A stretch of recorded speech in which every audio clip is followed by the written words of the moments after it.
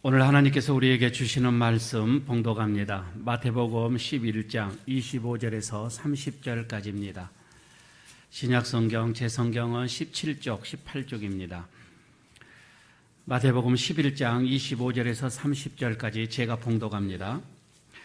그때에 예수께서 대답하여 이르시되 천지의 주제이신 아버지여, 이것을 지혜롭고 슬기 있는 자들에게는 숨기시고 어린 아이들에게는 나타내심을 감사하나이다. 옳소이다. 이렇게 된 것이 아버지의 뜻이니이다. 내 아버지께서 모든 것을 내게 주셨고 아버지 외에는 아들을 아는 자가 없고 아들과 또 아들의 소원대로 계시를 받는 자 외에는 아버지를 아는 자가 없느니라. 수고하고 무거운 짐진 자들아, 다 내게로 오라. 내가 너희를 쉬게 하리라. 나는 마음이 온유하고 겸손하니 나의 멍에를 메고 내게 배우라. 그리하면 너희 마음이 쉼을 얻으리니 이는 내 멍에는 쉽고 내 짐은 가벼움이라 하시니라. 아멘. 우리 옆에 있는 분들과 인사 한번 나누도록 하겠습니다. 한 주일 동안 평안하셨습니까? 인사하시고요. 말씀의 은혜를 나누십시다.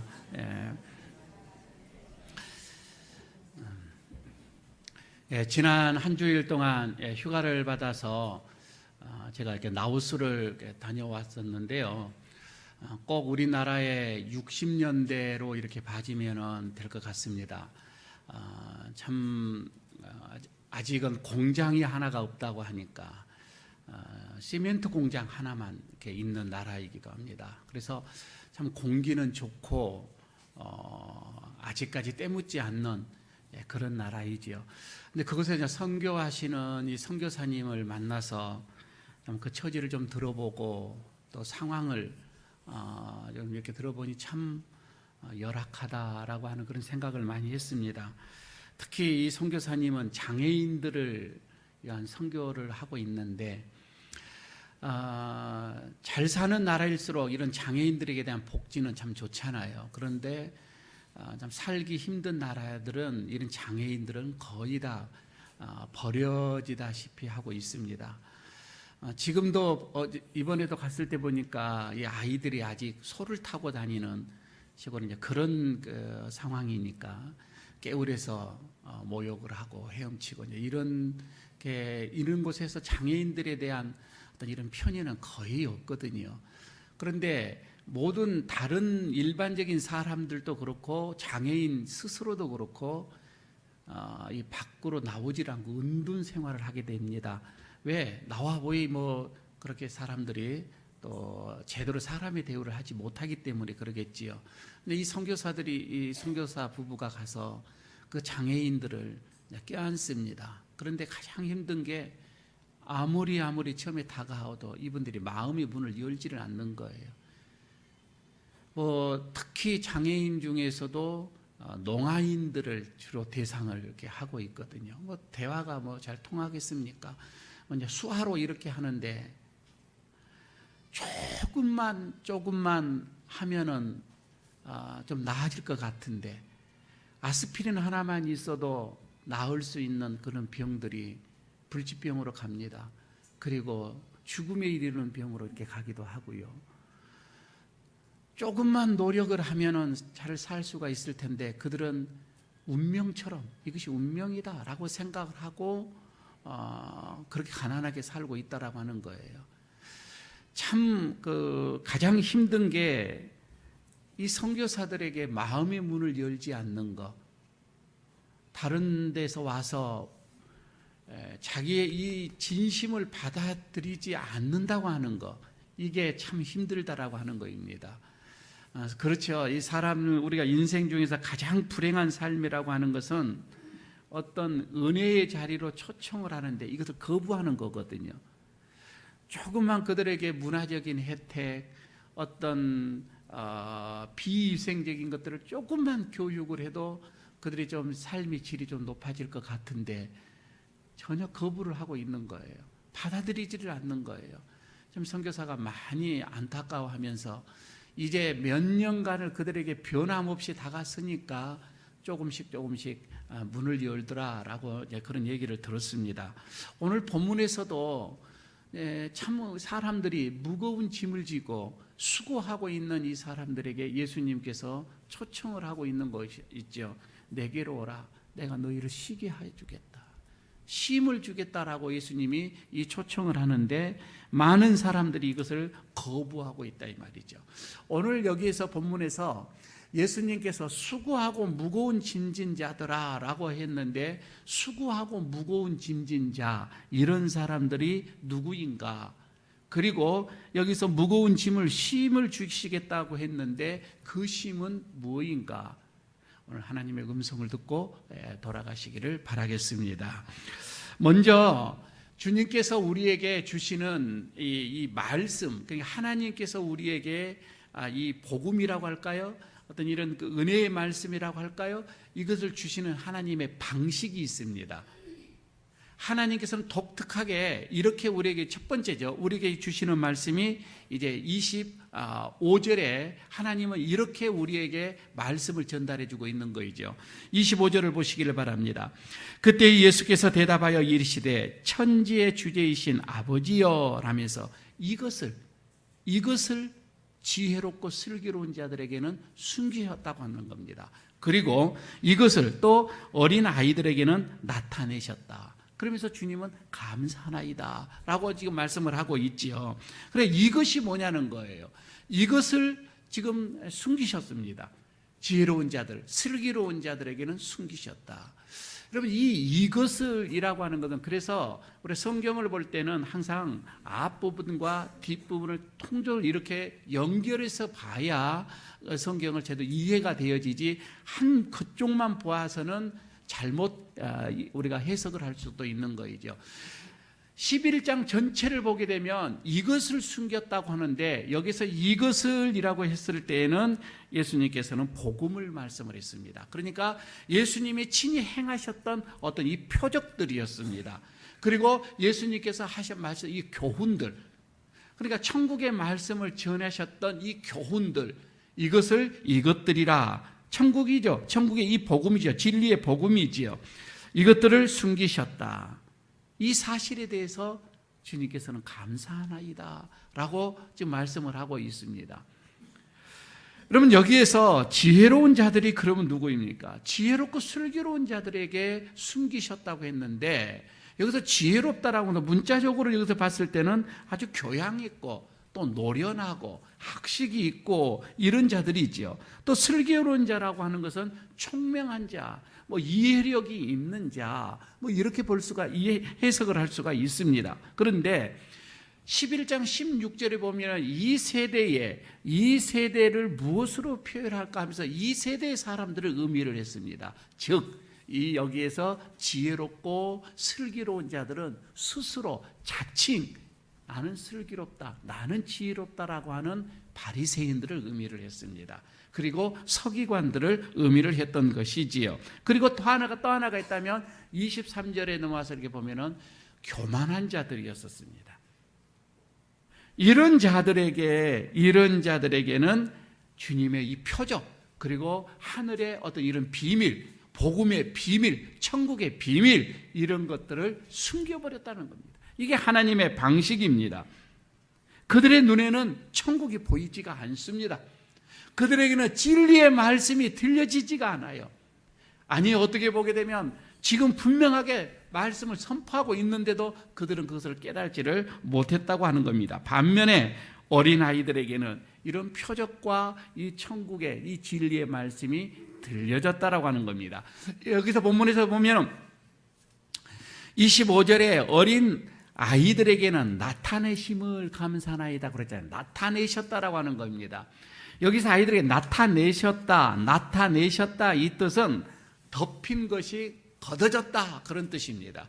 지금까지 이전에 알려지지 않는 것이 폭로되다라고 하는 그런 뜻이에요. 그래서 하나님께서 이것을 열려줬다라고 이것을 이제 사용하는 단어이기도 하지요.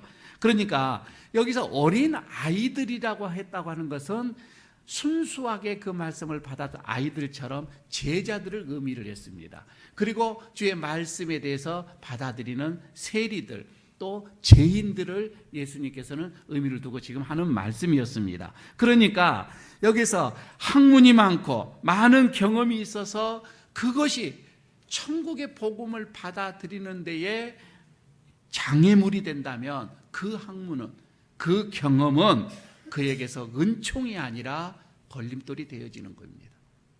반면에 나는 좀 학식이 없습니다. 나에게는 많은 경험이 없습니다. 배운 것이 없습니다. 그러나 순박하여서 그래서 복음을 받아들인다면 오히려 그 사람에게는 천국에 이르는 이게 은총이 된다라고 하는 이런 해석을 할 수가 있겠지요. 하나님은 그렇습니다. 모든 사람들이 진리를 다 듣고서 구원받기를 원하십니다. 이게 하나님의 마음이에요. 이게 하나님의 뜻입니다. 그런데 하나님께서 모든 사람들이 진리를 믿고 이렇게 구원을 받기를 바라시지만은 자칭 나는 지혜롭다, 나는 슬기롭다, 나는 교만하는 사람, 그런 사람들에게는 이것을 숨겨버렸다 이 말입니다. 감추어버리는 겁니다. 여러분, 복음의 진리가 숨겨지고 감춰지면 그 사람에게는 영생이 없습니다. 저는 지금도 그렇게 생각을 합니다. 지금 우리에게도 똑같이 천국의 복음은 증거가 되어집니다. 그래서 모두가 다 듣습니다. 다 들려져요.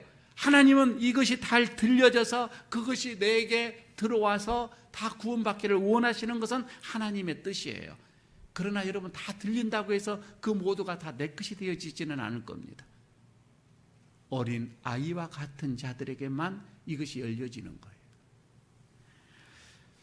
사도 바울이 그렇습니다. 고린도후서 4장 3절 4절에서 이 복음이 숨겨진 자들에게는, 망하는 자들에게는 이 복음이 숨겨졌다라고 말씀을 하고 있습니다. 만일 우리의 복음이 가리웠었으면 망하는 자들에게 가리워진 것이라. 그러면서 그 중에 이 세상의 신이 믿지 않는 자들의 마음을 혼미하게 하여서 그리스도의 영광이, 복음의 이 광채가 비치지 못하게 하였다. 그러니까 지금 여기에서 세상에 이런 신들이, 우상들이 우리의 마음을 잡았다면은, 마귀가, 사단이 우리의 마음을 잡아버리면은 여러분, 우리가 그리스도의 형체를 볼 수가 없는 거예요. 그리스도의 말씀을 깨달을 수도 없는 거예요. 우리의 마음이 혼미하게 되어서 진리의 말씀이 들어오지가 않는다, 이런 말씀이 되겠지요. 사단의 영향고래 아래에 있다라고 생각한다면 여러분, 복음은요, 듣는다 해도 이해가 안 될 것입니다. 될 수가 없는 거예요. 사단의 미혹으로 하나님의 은혜를 스스로 거부하기 때문에, 그래서 그들에게는 복음이 감추어졌다, 드러내지 않는다고 하는 것입니다. 예수님께서는 이런 복음, 천국 복음을 끝까지 거부하고 대적하는 자들을 위해서 요한복음 8장 43절에 이렇게 말씀을 하고 있습니다. 어찌하여 내 말을 깨닫지 못하느냐? 이는 내 말을 들을 줄을 알지 못함이로다. 이러면서 45절에 이렇게 얘기를 해요. 45절에 내가 진리를 말함으로 너희가 나를 믿지 아니하는도다. 내가 진리의 말씀을 하는데도 너희들이 이것을 믿지를 않는다. 하나님께서 모든 사람이 구원을 받기를 바라시지만은 끝까지 대적을 하고 끝까지 거부를 하는 자들에게는 복음을 숨겨버렸다고 하는 겁니다. 이것이 하나님의 뜻이라고 하는 겁니다. 이것이 하나님의 복음을 전하는 방식입니다. 이에 대해서 예수님께서는 전적으로 동의합니다. 그러면서 뭐라고 합니까? 옳소이다, 옳소이다, 맞습니다, 그렇게 하는 것이 맞습니다 라고 오늘 말씀을 하고 있습니다. 하나님의 복음을 전하는 방식입니다. 두 번째는 오늘 여기서 봅니다. 그러면 하나님을 알고 예수님을 아는 길이 뭐냐고 하는 거예요. 어떻게 하나님의, 또 예수님의 그 진리의 말씀을 우리가 알 수가 있는가? 27절에서 오늘 이렇게 말씀을 합니다. 내 아버지께서 모든 것을 내게 주셨으니 아버지 외에는 아들을 아는 자가 없고 아들과 또 아들의 소원대로 계시를 받는 자 외에는 아버지를 아는 자가 없다. 여러분, 이게 무슨 말씀이에요? 내 아버지께서 모든 것을 내게 주셨다. 뭐 예수님이 이렇게 얘기를 하시죠. 아버지께서 나에게 모든 것을 주셨다. 이 말씀은 하나님께서 예수님에게 모든 것을 위임하셨다 이 말이에요. 위임을 하셨다. 하나님이 예수님에게 모든 것을 위임을 하시는 게 넘겼다라고 하는 게 무엇을 넘겼다고 하는 거예요? 모든 것을 넘겼다는 이 모든 것이 뭐냐면은 사죄할 수 있는 권세, 죄를 용서할 수 있는 그 권세. 그렇지 않으면 또 하나가 있다면은 생명을 살리고 또 생명을 치유할 수 있는 그런 권세, 만물을 다 다스릴 수 있는 그런 권세, 마귀를 억압하고 사탄을 억압할 수 있는 그런 권세. 이것을 마태복음 28장 18절에는 하늘과 땅의 모든 권세 이 말입니다. 하늘의 권세, 땅의 권세 모든 것을 하나님은 예수님에게 이름을 하셨다 이 말입니다. 예수님께서는 이렇게 얘기합니다. 그래서 아버지 외에는 아들을 아는 자가 없다. 또 아들과 아들의 소원대로 계시를 받는 자는 외에는 아버지를 아는 자가 없다. 여러분, 하나님을 아는 길을요, 예수님을 아는 길은 다른 길이 없습니다. 오직 계시뿐이다 이 말입니다. 아들의 뜻대로 계시를 주는 자만이 하나님을 알 수가 있고 예수님을 알 수가 있는 거예요. 그러니까 이 말씀은 하나님이나 이런 예수님이나 이런 성령님이나 여러분 이것을 우리가 아는 것은 인간의 지식의 밖에 있다 이 말입니다. 우리의 지식으로는 이해할 수가 없다 이 말이에요. 우리의 지식으로는 안 되는 거예요. 오직 이거는 예수님께서 허락하시는 그 계시로 의해서만이 알 수가 있다 이 말씀이죠. 여러분, 우리가 하나님에 대해서 알면 어떻게 아시겠어요? 계시의 문이 열려지지 않으면 알 수가 없는 겁니다. 한번 보십시오. 예수님이 어렸을 때 자랐습니다. 함께 자란 그 마을에 많은 사람들이 예수님이 구주라는 것을 어떻게 알았어요? 모른다 이 말입니다. 아니, 함께 생활했던 동생들, 형제들도 예수님이 구주가 되는 거요, 계시를 받기 이전에는 몰랐다 이 말입니다. 그러니까 우리들의 어떤 경험이나 지식으로서는 하나님을 아는 방법이 없습니다. 오직 이거는 계시예요. 여러분은 우리가 지금 이렇게 복음을 받아들이고 우리가 예수님을 이렇게 안다는 거, 하나님을 이렇게 알아간다는 거, 여러분 이것은 지금 우리에게 예수님이 계시를 허락해 주신 줄로 믿습니다. 그래서 우리는 행복한 자예요. 밖에서 아무에게나 하나님이 모릅니다. 이걸 성경을 읽어가지고 알겠습니까? 아니요. 이거는 계시가 일려지지 않으면 모릅니다. 우리는 복된 자입니다. 우리는 은혜를 받은 자다 이 말씀입니다. 인간의 차원에서 하나님을 깨달을 수도 없고 찾아갈 수도 없고 오직 예수님의 서훈대로 가능할 뿐인데 우리는 지금 그 예수님의 서훈대로 이렇게 있는 거예요.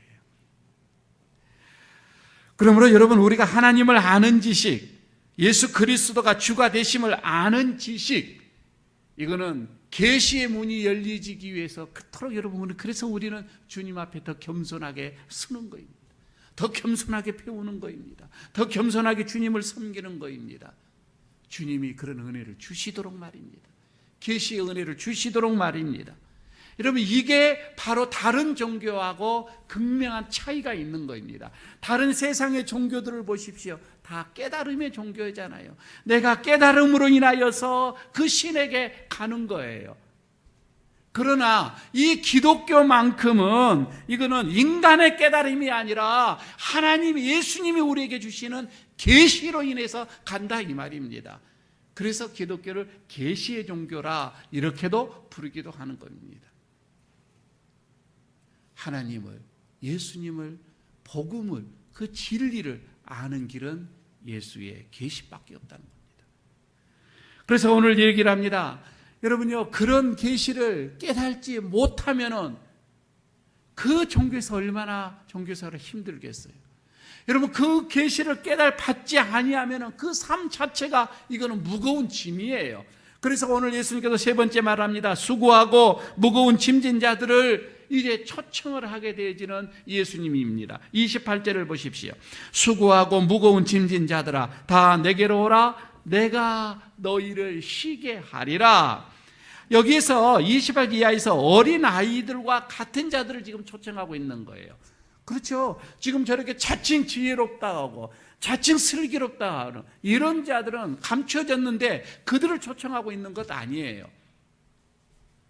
어린아이와 같은 자들을 지금 주님은 초청을 하고 있는 겁니다. 그리고 그들에게 지금 쉼을 주고자 하는 거예요. 진정한 쉼을 주고자 하는 거예요. 그 무거운 짐을 예수님께서 대신 이제 그걸 벗기고자 오라고 하는 것입니다. 그런데요, 여기에서 무거운 짐진 자들아 다 내게로 오라 이렇게 하셨는데 그 원문을 봐봤어요. 이 언어에서는 뭐라고 나왔느냐면 정반대로 나왔어요. 이리로, 내게로 향하여, 모두 이렇게 나와 있단 말이에요. 이게 무슨 말씀인 거 봤더니 주님께서 지금 그 어린아이가 순수한 제자들이나 어린아이들과 어떤 그 순수한 자들에게 복음을 받아들이는 자들, 죄인들, 세리들 이런 자들이 지금 하는 말씀이잖아요. 이리로, 내게로 향하여서, 내게로 향하여서. 이 말씀은 그때 당시에 저 바리새인들을 향하여서 제사장들에게로 가서는 안 된다 이 말입니다.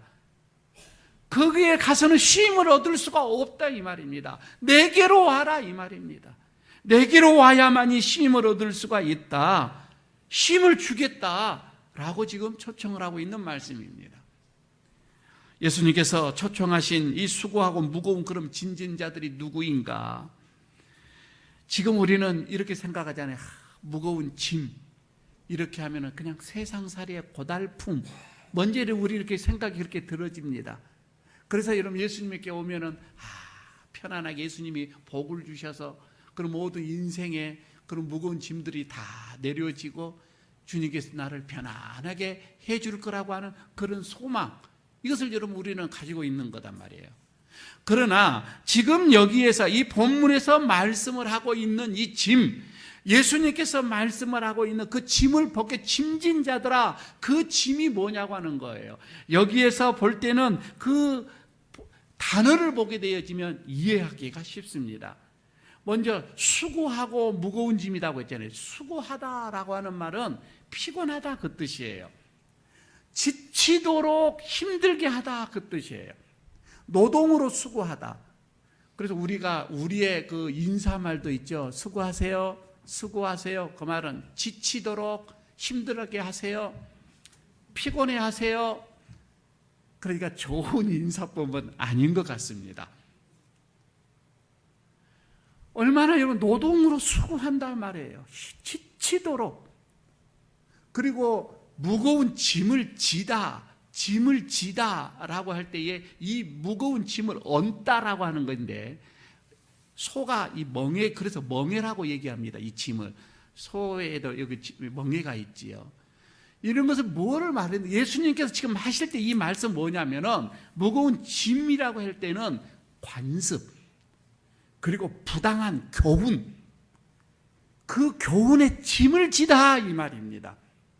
그러면 우리가 조금 달라집니다. 해석이. 우리는 어떤 인생살이로 먼저 생각을 했는데 아니요, 관습적으로 또한 부당한 교훈으로 짐을 지고 있는 것을 의미했어요. 이게 뭐였어요? 그들의 관습이 뭐였어요? 그들의 부당한 교훈이 뭐였어요? 율법이었다 이 말입니다. 그들에게는 율법이었습니다. 얼마나 율법이 무거웠는지 모릅니다. 이런 율법으로 무거운 짐으로 인하여서 그들은 허덕이는 삶을 살 수밖에 없었습니다. 예수님께서 바리새인들을 책망한 가운데 이 짐이라고 하는 것을 얘기를 합니다. 이 짐을 얘기를 하는데, 이 짐을 마태복음 23장 3절 4절에서 얘기합니다.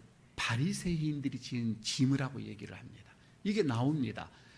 그러므로 무엇이든지 그들이 말하는 말을 행하고 지키되 그들이 하는 이 행위를 본받지 말라. 그들은 말만 하고 행위지 아니하며 또 무거운 짐을 엮어서 사람의 어깨에 지우는 자기는 이것을 손가락 하나도 움직이려 하지 않는다. 그러니까 이 바리새인들은 어떤 율법으로 인해서 사람들, 백성들에게 어깨에다 가득 짐을 지어준 거예요.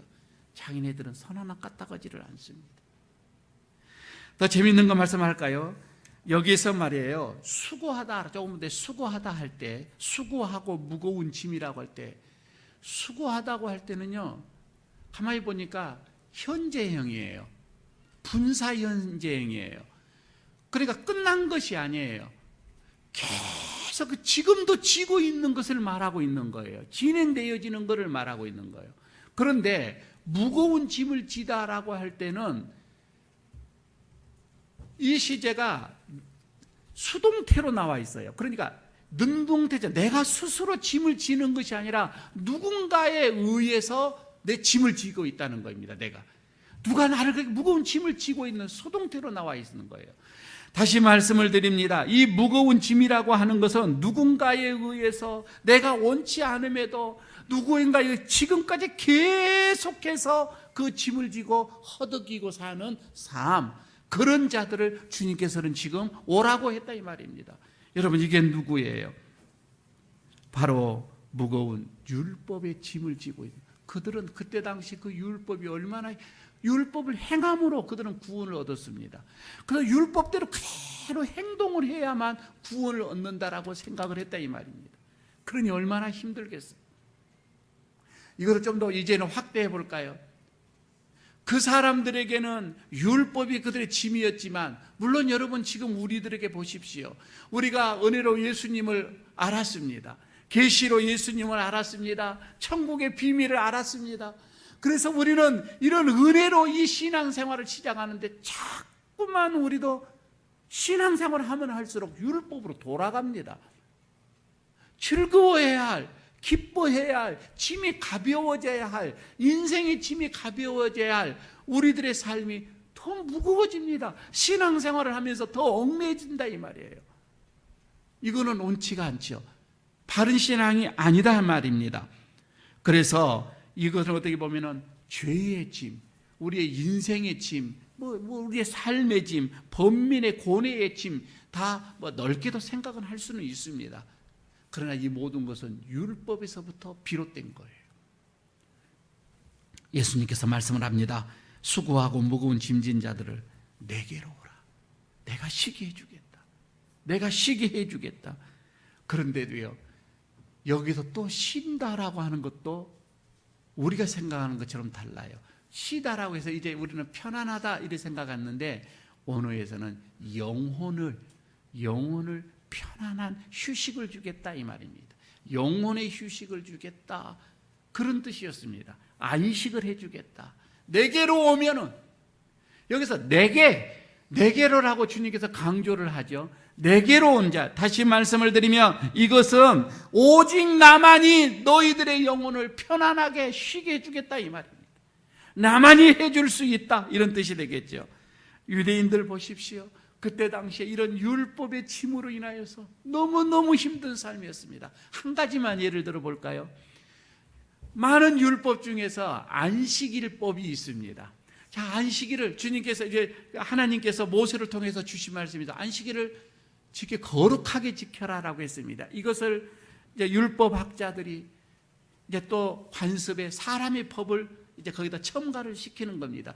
안식일을 어떻게 거룩하게 지킬 것인가 하면서 계속해서 연구를 합니다. 그래서 안식일날 해야 할 것, 하지 말아야 할 것 300, 600 몇 가지를 만들어 놨습니다. 이걸 다 지켜야 안식일을 지키는 거예요. 한 예를 들어서 안식일날 여행을 하지 말라고 했습니다. 법이 정해졌습니다. 그러면 얼마까지 가는 게 여행이라고 규정을 할 건가? 이걸 또 정해놓습니다. 900m라고 정했습니다. 자기 집에서 900m를 넘어가면 이거는 여행으로 간주했습니다. 아마 율법으로 지금 정한다면 오늘 여기 오신 분들 몇 분 외에는 다 율법을, 지금 안식일법을 어겼습니다. 그죠? 그렇게 되어지는 거예요. 그래서 그 편법을, 그때는 또 편법도 있었어요. 편법을 어떻게 쓰냐면 줄을 가지고서 자기 집에서 도로 건너로 딱 쳐놓습니다. 그러면 그 줄 끝에서부터 또 900m예요. 그런 편법을 써서 또 만들어냅니다. 율법 지키기가 너무너무 힘들었습니다. 그래서 어떤 그 젊은 부자청이 내가 무엇을 하여야 구원을 얻을 수가 있습니까? 행함의 얘기는 그때 당시는 다 행함이었다 이거죠. 여러분 어찌 행함으로 구원을 여러분 우리가 얻을 수가 있습니까? 무거운 짐입니다. 오늘 주님께서는 29절에서 쉼을 얻는 길을 우리에게 허락하십니다. 쉼을 얻는 길. 나는 마음이 온유하고 겸손하니 나의 멍에를 메고 나에게 배우라. 그리하면 너희 마음이 쉼을 얻으리라. 간단하게 여러분 여기서 답이 나옵니다. 쉼을 얻는 길, 이것은 내 멍에를 메고 나에게 배우는 것이다 이 말입니다. 내 멍에를 메고 내게 배우라. 여러분 이 멍에라는 것은 교훈입니다. 그러니까 예수님께서 내 교훈을 받아라 이 말입니다. 내 교훈을 받고서 내 교훈대로 사는 게 이게 쉼을 얻는 것이다 이렇게 말씀을 하고자 아주 강력한 말씀입니다. 예수님의 멍에를 메는 것, 여러분 우리들의 삶 속에 또 우리들의 마음에 진정한 쉼이 있다 이 말입니다. 예수님의 교훈을 따르는 것, 예수님께서 선포하신 그 교훈을 우리가 받아들이는 것입니다. 여기에는 자유가 있습니다. 여기에는 쉼이 있습니다. 여기에는 진정한 여러분 우리들에게 행복이 있다 이 말입니다. 그러나 율법은 그렇지가 않습니다. 율법은 그들을 얼려 매는 것입니다. 그래서 사도행전 15장에 보게 되면 예루살렘에서 큰 회의를 하는데 모든 이제 제자들, 흩어져 있는 제자들이 모여서 예루살렘 종교 회의를 합니다. 그때 베드로가 이런 설교를 합니다. 우리도 짊어지기 힘든 그 율법을 왜 이방인들에게 짊어지라고 합니까? 이거는 합당하지가 않습니다. 라면서 율법을 짐이라고 선포하면서 그거를 이방인들에게는 내지 말자 이렇게 말씀하는 것이 나옵니다. 여러분, 자 여기에서 이 멍에란 그래서 율법을 말씀을 하였고 예수님의 이 멍에, 예수님의 이 교훈과 이 율법의 이 교훈은 그래서 확실한 짐의 차이가 있는 거예요. 여러분 우리가 자꾸만 신앙생활을 하는데 율법의 멍에로 가게 되어지면 우리의 신앙생활이 힘들어요. 우리의 신앙생활은 짐이 된다 이 말입니다. 자유가 없다 이 말입니다. 그러나 주님께서 주시는 말씀으로 교훈으로 여러분 가보십시오. 은혜로 가보시라 이 말입니다. 여기에는 가볍다 이 말입니다. 자유와 생명이 있다 이 말입니다. 믿음으로 의에 이르게 하는 이 멍에라 이 말씀이죠. 여러분 그 멍에를 깨달으려고 하지 마시고 배우라 이 말입니다. 오늘 여기서 배우라 이렇게 얘기합니다. 용서도 없고 은혜도 없고 오직 명령, 오직 심판, 오직 여러분 이런 걸로 뒤범벅이 된 이 율법의 짐, 어떻게 보면은 지금도 우리가 신앙생활을 하는데 많은 사람들이 이런 율법에 얽매여서 신앙생활을 합니다. 조금 뭐가 잘못되면 이건 하나님께서 나에게 벌을 내리셨는가 보다. 조금 병이 들었습니다. 하나님께서 나에게 벌을 내려서 병을 주셨는가 보다. 여러분요, 하나님이 벌 내리시고 병 주셨다면 안 걸릴 병 누가 있겠습니까? 다 걸려야지. 다 걸려야지. 하나님 그렇지 않습니다. 그렇지 않습니다. 조금 여러분 우리가 사고가 났으면 하나님이 치셨다. 물론 치기도 하겠지만은요, 잘못해서 친다고 하면 안 당할 사람이 누가 있겠습니까? 안 당할 사람이 누가 있겠습니까? 율법이다 이 말입니다. 그러나 하나님의 예수님의 멍에 은혜는 그렇지가 않습니다. 거기는 용서가 있잖아요. 거기는 은혜가 있습니다. 이해가 있습니다. 오늘 주님께서는 율법에 힘들어하고 있는 그런 우리들을 부릅니다. 쉼을 주기 위해서 부른다 이 말입니다. 엘가족 여러분, 우리는 지금 예수님으로 통해서 우리는 지금 이것을 받았습니다. 다 천국의 이런 복음을 우리는 받은 자들입니다. 우리는 이것을 지금 누리고 가는 자들입니다. 그래서 여러분들 지금 스스로를 생각해 보십시오. 내가 신앙생활을 하는데 내 마음에는 기쁨이 있다. 내 마음에는 즐거움이 있다. 내 마음에는 참 쉼이 있다. 내 가슴에는 따뜻한 소망이 있다.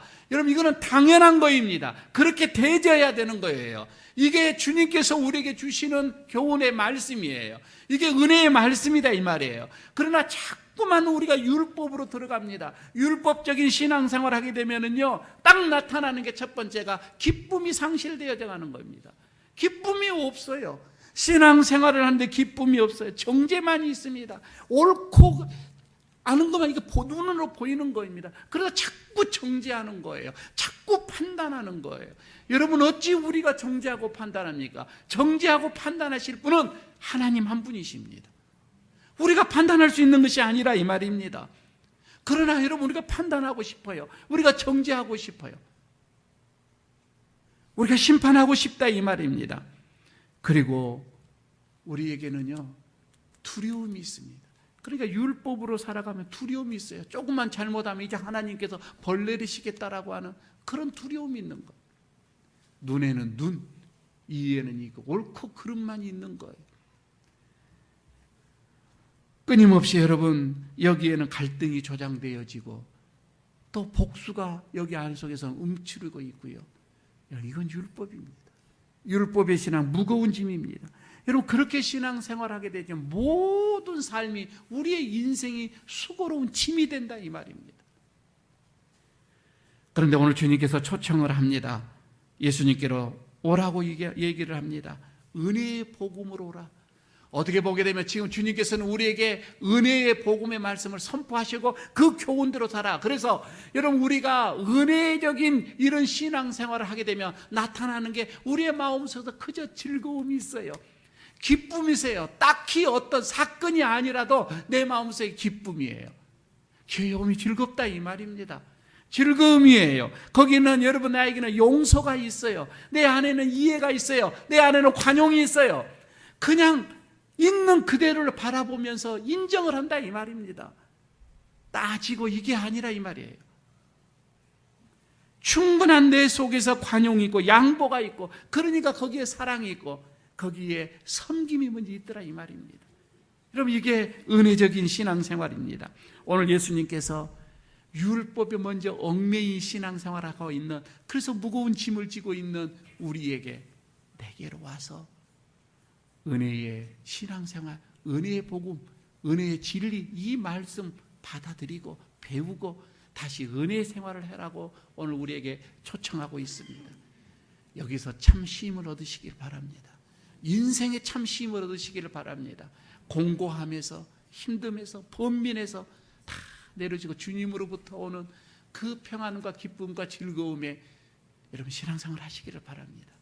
이것이 우리 인생의 참 쉼입니다. 기도하겠습니다. 하나님, 형식적이고 의무적으로 무거운 짐을 지고 있는 우리에게 그것을 벗어버리고 내게로 와서 내가 주는 이 교훈, 내가 주는 이 천국의 말씀, 이 말씀대로 복음 신앙생활을 하라.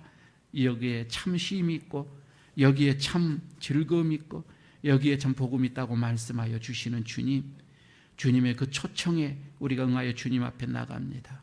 오늘도 얽매이기 쉬운 모든 죄의 짐, 율법의 짐을 내어 벗어버리고 주님 앞에 가서 참 안식을 누리기를 원합니다.